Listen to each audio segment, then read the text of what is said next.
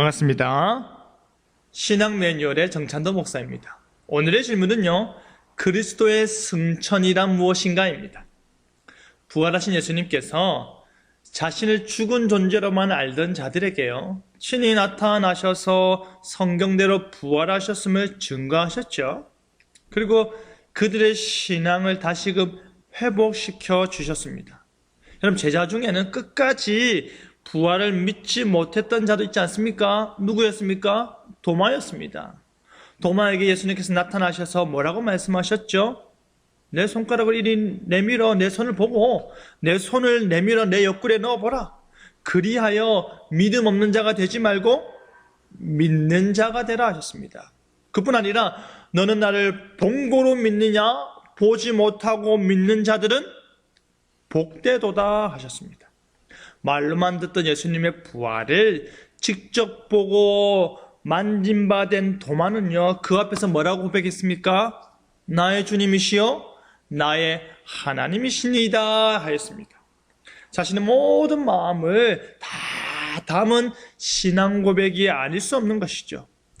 여러분, 그러면 왜 예수님께서 승천하셨습니까? 말씀을 이루시기 위해서입니다. 본인이 가셔야 또 다른 보혜사가 오기 때문입니다. 그리고 때가 되어 그들이 보는 가운데 승천하신 것이지요. 승천하실 때 대위임령과 더불어서 자기의 십자가 죽음과 부활에 관련된 모든 일에 증인이 되라 명령하셨습니다. 그것과 더불어 내가 내 아버지께서 약속하신 것을 너희에게 보내리니 너희는 위로부터 능력으로 입혀질 때까지 어디에? 이 성에 머물라 하셨습니다. 그렇기 때문에 제자들이 오순절 성령 강림 사건 그 일이 있기 전까지 계속 그 예루살렘 성에 모여 기도하고 찬송하였던 것이지요. 예수님께서 하나님 아버지께서 약속하신 것을 승천하신 뒤에 제자들에게 보내실 것이고 그 보냄받은 것이 위로부터 능력으로 그들에게 입혀질 것이라 하였습니다. 그것이 뭡니까? 성령 하나님이시죠. 승천을 통해 성령님이 강림하시는 것입니다. 그렇다면 승천하신 예수님과 이 교회는 어떠한 관계를 누릴까요? 부활의 몸으로 참된 인성으로 승천하신 예수님께서 지상이 아닌 천상에서 이제 지내게 될 텐데요, 부활하신 승천하신 예수님께서는 루터파들의 이야기하듯이 속성이 신성과 인성 그 속성 자체가 변화된 상태로 하늘에 계신 것이 아닙니다.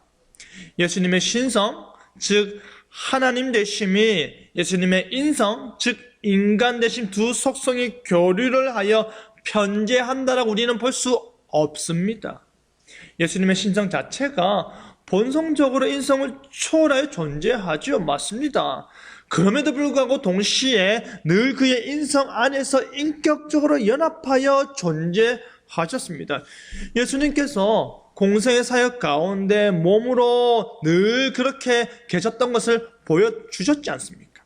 그리고 우리 예수님께서는 몸으로 부활하셔서 하나님 보좌 우편에 계시지만 성령 안에서는 단 한순간도 우리를 떠난 적이 없다는 것입니다.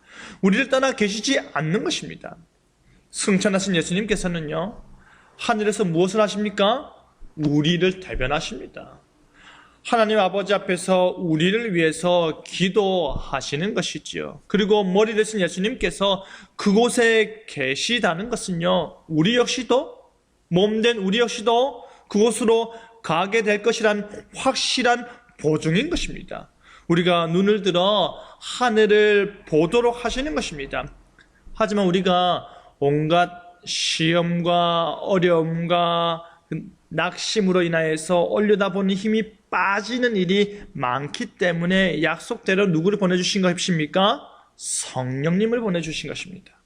더 확실한 보증이신 성령의 능력으로 위의 것들을 구하며 살게 하는 것입니다. 바로 이와 같은 승천의 유익을 우리는 늘 기억해야 하는 것입니다. 감사합니다.